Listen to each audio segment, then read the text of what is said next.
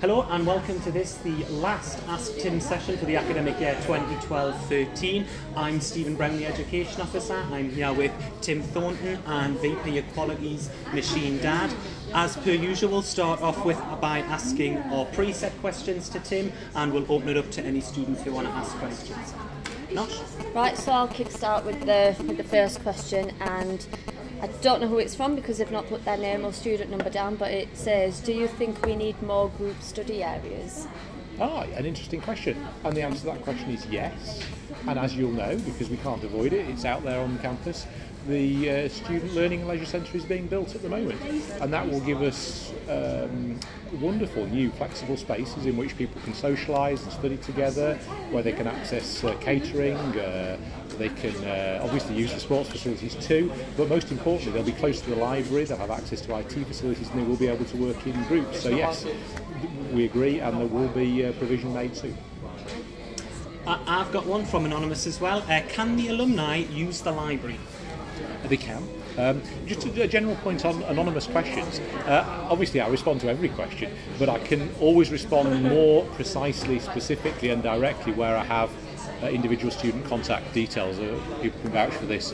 I can pick up an individual case and follow it up. Yes, of course they can. We would encourage them to. The relationship with the university is one that we hope will go on for many, many years, and our resources are there for them as they develop their careers. So, yeah. I've got one here, and it's, do you think dissertation examples should be available online or from the library? Interesting question. Dissertation examples, I think, are available through the library in many instances. It depends what course we're talking about. Some of them are available through the university's repository, so particularly research degree dissertations are available through the university repository. I guess the suggestion there is that maybe more should be available online. I could certainly look into that. I do know from my own experience of working with students that having an example of what is a good or indeed a not so good dissertation from previous years is a very good teaching tool, it's a very good learning resource. This one, I have a student number but no name, so I can hand it to you at the end. So I can follow that one up. Lecturers for few assignments don't provide some details. So for some assignments they're not offering details in advance. Can we have set guidelines to be provided in the future? Yeah, okay. In general, I'm pleased to say our colleagues do provide all the proper guidance for assignments, for coursework. As I'm sure everybody knows, the level of satisfaction with coursework here at the university is quite high. It's not high enough, we want to keep moving it higher, but in the National Student Survey in the last 2 years it has been the highest of any UK mainstream university. I will follow that one up because through the student number I'll be able to identify who that is, and obviously if they want me to, I can look in more detail in, well, there'll be particular instances I'm sure they want me to look at. But I mean, as everybody sitting here knows, we are absolutely determined to be second to none on the quality of assessment. It really matters. So the more we can do to follow that up, the better. I've got one here again. It's got the student number on, so I can hand that over to you at the end. And it's, what exactly is your role? What exactly is my role? What exactly is your role? What an interesting question. I'm the Pro-Vice Chancellor for Teaching and Learning, which means broadly I have responsibility for all the talk courses here at the university. So whether they're undergraduate courses or master's courses, it's my job to ensure that we're delivering according to the plan that the university set out. So the university has a strategic plan and a teaching and learning strategy which talks about delivering professionally relevant courses which allow students to develop themselves towards the careers that they want to achieve and which fit with the sort of research agenda that the university is pursuing. We are delivering on that agenda, and it's something that I personally take responsibility for. So yeah, that's what I do. But well, because some of you work with me on this, I'm responsible for running some of the committees that help to ensure that the student voice is heard in the delivery of our work at the university, for example. Why aren't all the books in the library available electronically, not enough events management books? I'm sure you will know, through the system called My Reading, which gives all students a much more direct click-through access to their reading lists. We are enhancing constantly the number of items that are available electronically. Last time I looked, there were I think it's 110 million individual items available electronically through our library. 110 million items. Now there will be some where there isn't yet electronic access. We are creating protocols which mean that when demand for a particular item reaches a certain level, if there's an electronic book, an e-book available, we will acquire that e-book. So there is a process in place to ensure that if these events management students need a particular item, we will be able to access it electronically. Did you say there was a number on that one? Sadly, that one was anonymous. No, okay. Another anonymous one. Design and art students are expected to pay so much for printing. You should be able to submit electronically, or the uni could refund some of the money. Okay, this is a repeated question, and it's a very important one. A lot of work here at the university is submitted electronically now, so a lot is. And you compare the situation to where we were, say, 2 or 3 years ago. Complete transformation. In 2 or 3 years ago, a lot of work was required to be submitted in paper form. Most of that has gone. Now there will be some instances where that hasn't happened yet or can't be done easily yet. And obviously those students will continue to need to print. Now in their cases, the best thing we can do is to make sure that the print prices here at the university are the most competitive you'll find. And I continually ask for reviews from my colleagues in computing and library services, looking at our print prices against those of other universities in the area, of other commercial providers in the area, and of other equivalent providers out there in the town. And consistently, we have the best value printing. Across a range of formats, colour, black and white, A3, A4, some of the more specialist formats, we consistently have the best value printing, because we determine not to make a profit out of printing. Some other places, some other universities make a profit out of printing. We don't. We're here to provide a service. Now, should we make all printing free for students? I would say categorically not, and student union colleagues have always agreed with me on this. There are environmental questions that arise. You know, if we make it effectively cost-free to print what you like when you like, there's a danger that that will result in a lot of waste. So the best solution is as much submission electronically as we can possibly get. Where it needs to be submitted in paper form, low, good value print prices for good quality service, and I'm afraid at the moment no decision to go for free print. Yeah, my question, and we have a name, it's Ryan Lowe, and his contact details are on the bottom, so you can respond to this one Well, thank you, Ryan. if you want. Can we make the events course more events-based, actually doing events instead of theory and class? That sounds an interesting suggestion. As you know, all of our courses have a substantial work-related element in them. As of this last September, any student who joined the university on an undergraduate course of more than 1 year will be doing some substantial work-related element, whether it's a placement or some other kind of activity. Now, we are very unusual. I think we're probably unique in that. That said, there are plenty of areas where we want to enrich the nature of that work-related element to the courses. We're about to create a new, well, you'll know, a new strategy for the whole university, but a new teaching and learning strategy. And one of the elements of that teaching and learning strategy will be a further enrichment of the work-related elements on courses, particularly developing students' enterprising skills so that they become more effective problem solvers and more creative in the kind of work environments in which they are they're experiencing their education, and that will make them more effective employees when it comes to them, or indeed entrepreneurs in their own right when it comes to them leaving the university. Some lecturers don't regularly update UniLearn beforehand regarding some lectures, meaning we cannot prepare for it. Can you implement something which can ensure they do? Yes. Well, as you know, this is one thing that makes me cross. There are still far too many modules on UniLearn which don't have up-to-date content of a whole variety of types, and we know students come here, they expect a digital environment which is as modern and as effective as the rest of the university. In many cases they find it, but in too many cases they don't. So I'm afraid, certainly some of my colleagues know this, I am very, very keen to press for this sort of thing to be addressed.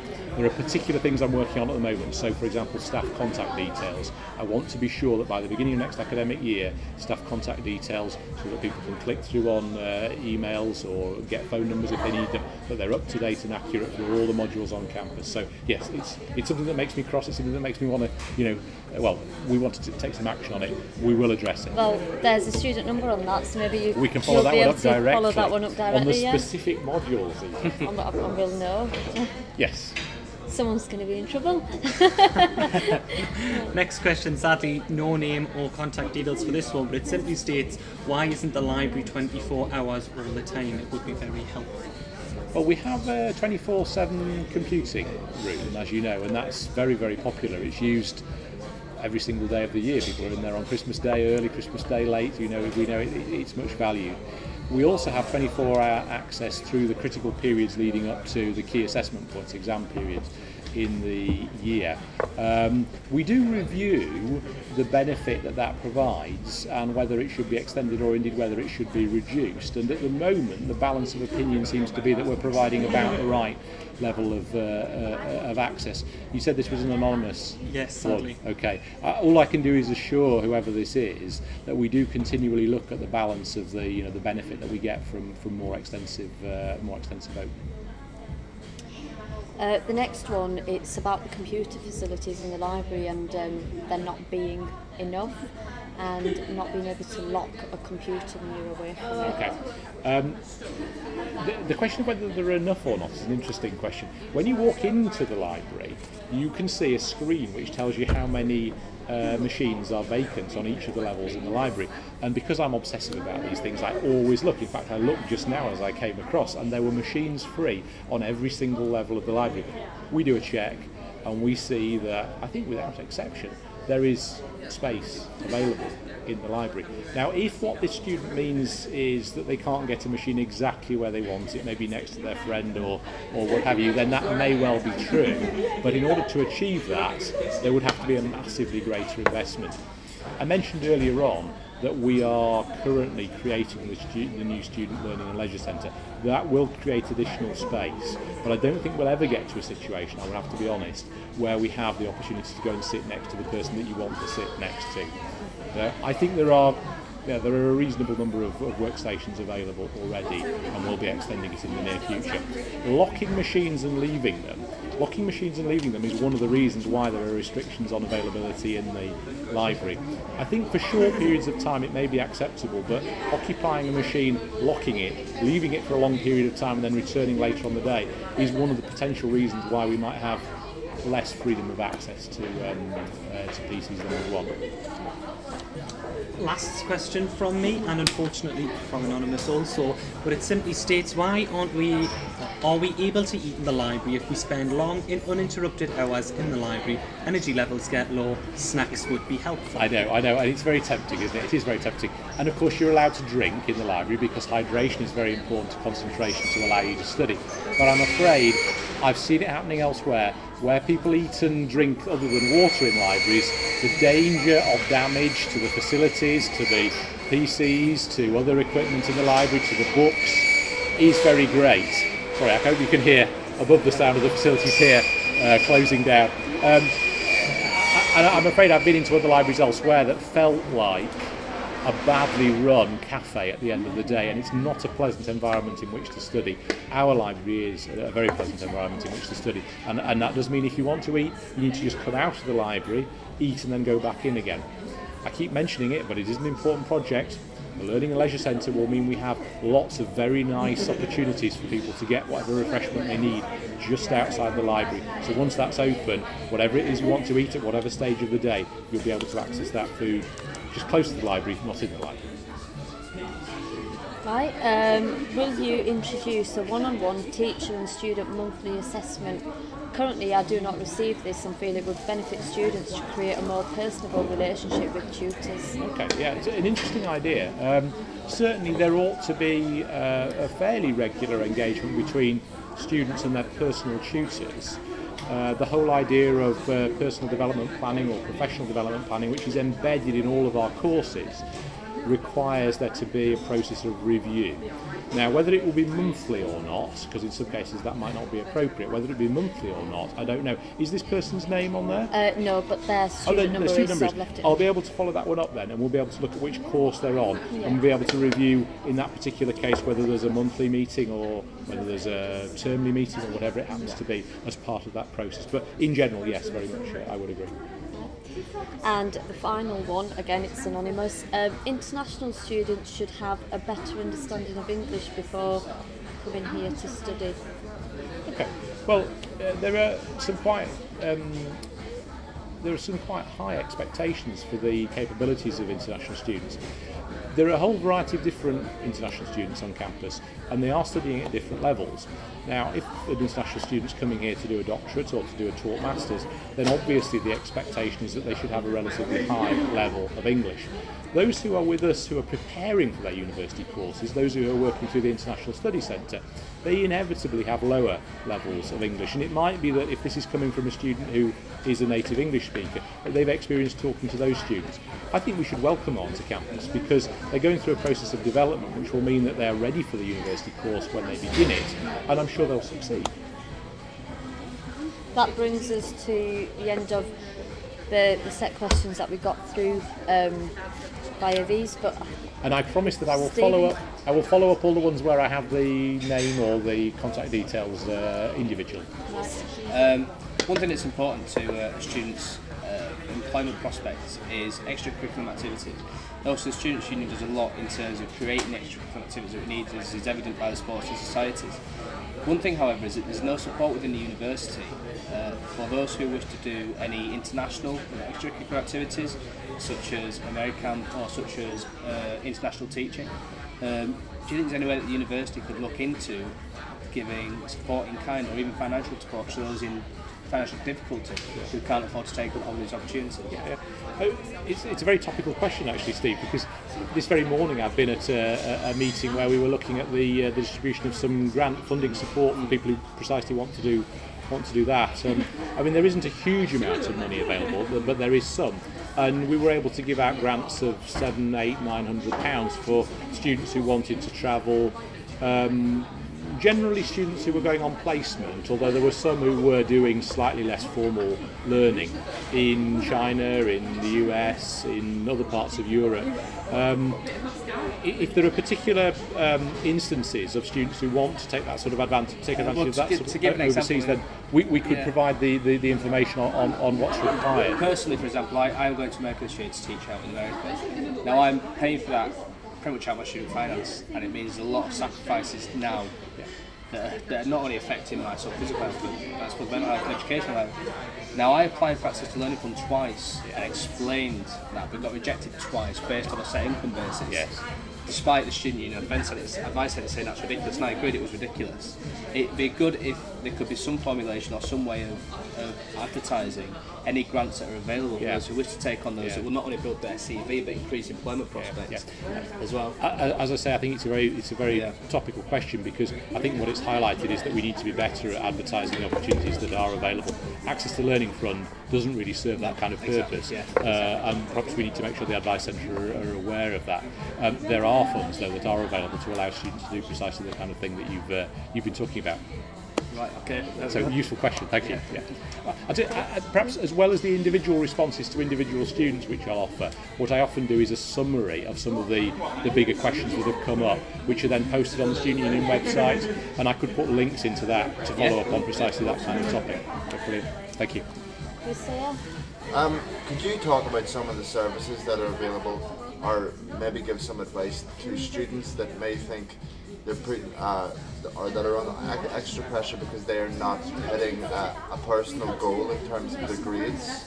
And this might come from a student who is part of a school in which they have very big class sizes, and so the time with a tutor may be very limited considering the amount of people that are in the class. Yeah. I've come over some examples recently where that's the case, and it gets people down a lot, and to the point where it might be affecting them adversely, both in education and privately as well. Yeah. Well, I mean, there's a whole variety of ways in which we try to do that. Now, it may well be that in particular instance it isn't working, and I think in those cases the important thing is to ask and to keep asking, and even if necessary to ask me. As you know, I'm available to listen to that kind of question. Let's run through a few of them and see whether there are any of them ring bells with you. We're quite unusual as a university in having an extensive, indeed a comprehensive academic skills tutor network across campus. So whichever school you're in, there is at least one dedicated academic skills tutor who is there to complement the work of the academic lecturing staff. And in many cases, that underperformance that you've described will have a root in some kind of area of academic skills that isn't quite up to scratch yet. So whether it's in research and note-taking, or whether it's in the writing of reports or essays or whatever it happens to be, we've got academic skills tutors across campus who are working hard at this very moment to help students to succeed. And as I say, because they're specific to individual schools, you don't get what happens, I know, elsewhere, which is that students take a specific problem that may be music related or engineering related or nursing related and find that the academic skills tutor is unable to respond to it because there is a discipline specific, subject specific element to it. So the academic skills tutor network assists hugely with that kind of thing. Often there are, shall we say, personal or social reasons that underlie that underperformance. So the student might be having difficulties in their relationships, they might be having difficulties in their health. And I'm very pleased to say that our student services here at the university are highly responsive to students who are facing those kind of well-being issues. We looked at some figures recently which suggested that in all but a tiny number of cases, students who approached the student support desk over in the library on level 4 were seen on the same day and dealt with by the relevant specialist staff. I think it was about 40 out of 2,000 cases that weren't dealt with on the same day. Maybe not immediately, but later on in the same day. And those colleagues have a huge success in taking students whose academic progress may be being affected by social or personal issues and turning them round. Some students, I have to say, are perhaps underperforming because they haven't themselves identified the problems that are holding them back. As you know, this year we've been very proactive in developing attendance monitoring, not in a punitive way, but in a supportive way, so that where students are not attending because maybe they're finding it difficult to engage with their course, they get supportive messages which help point them towards the relevant support teams. And we have a dedicated team which has been expanded significantly this year called Back on Track, which I hope you've never had to deal with and may never have to deal with, but it's a very good group of staff who are adept at taking students who may not yet have quite realised that they've got an issue and helping them to re-engage with their studies academically and indeed in the broader sense. And once again, they have a tremendous record of success.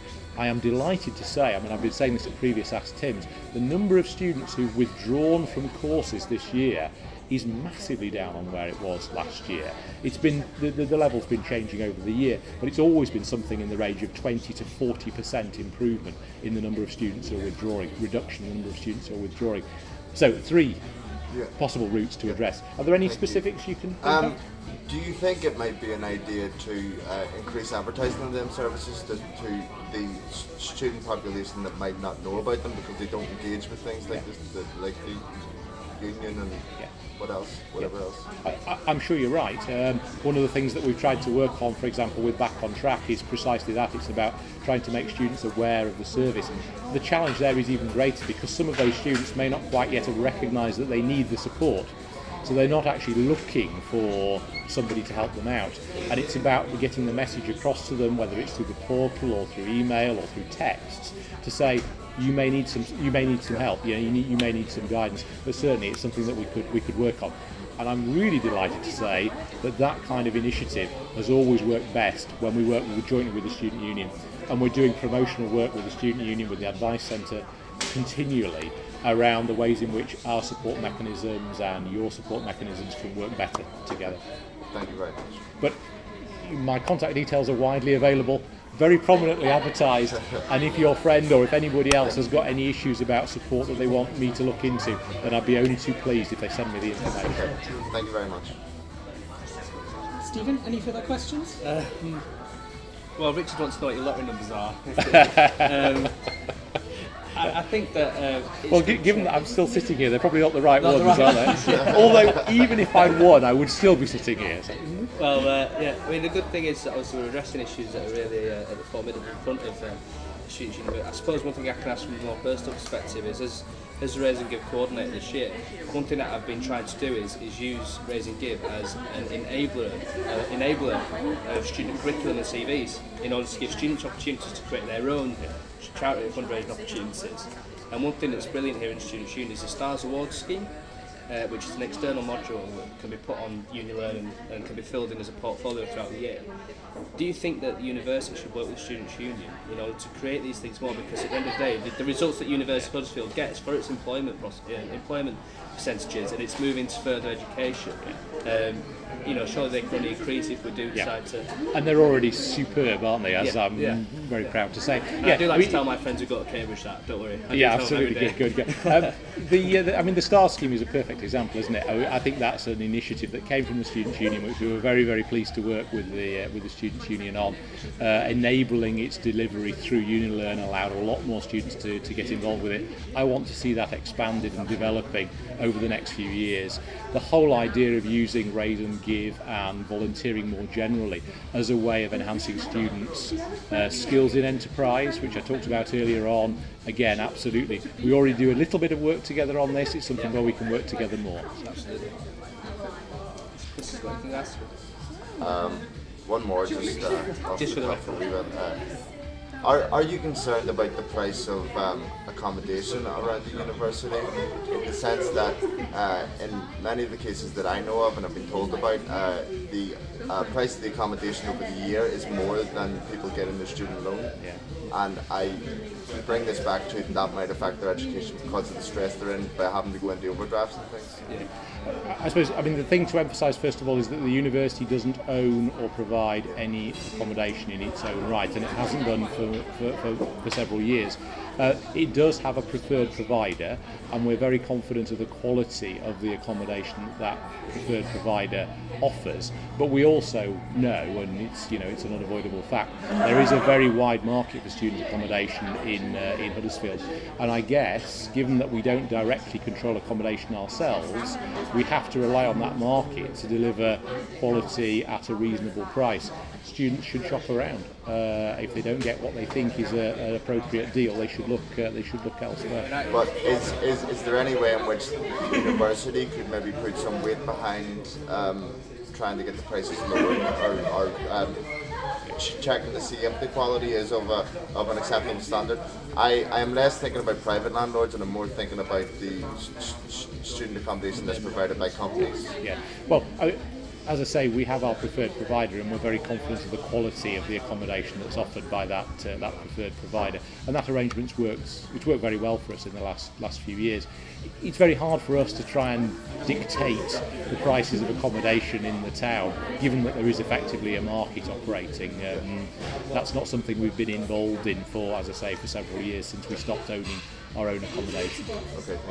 Sorry to play devil's advocate on that, but I think you made the point of the idea of shopping around, but I feel that in Huddersfield there actually isn't the opportunity to shop around. I think the ranging prices from the main accommodation providers outside of the university walls ranges from £96 a week to next year it's now going up to £105 a week. And when I actually quizzed the accommodation provider on why it was going up, they couldn't actually give a reason for the increase in the price, and that company actually itself has now gone into administration and it's still increased the price of rent. And I think that what the university could do is use the idea of the fact that we are a union and embrace the power of sort of not boycotting, I'm not that far, but just look at the fact that we need to try and enable more and more private landlords to try and create a competition within Huddersfield that then might increase in. Yes, I mean that's something that the Students' Union can do, and I think it does very effectively. Just I know to play devil's advocate, you've been campaigning on the issue of the quality of accommodation and of the cost of accommodation very effectively for some time now.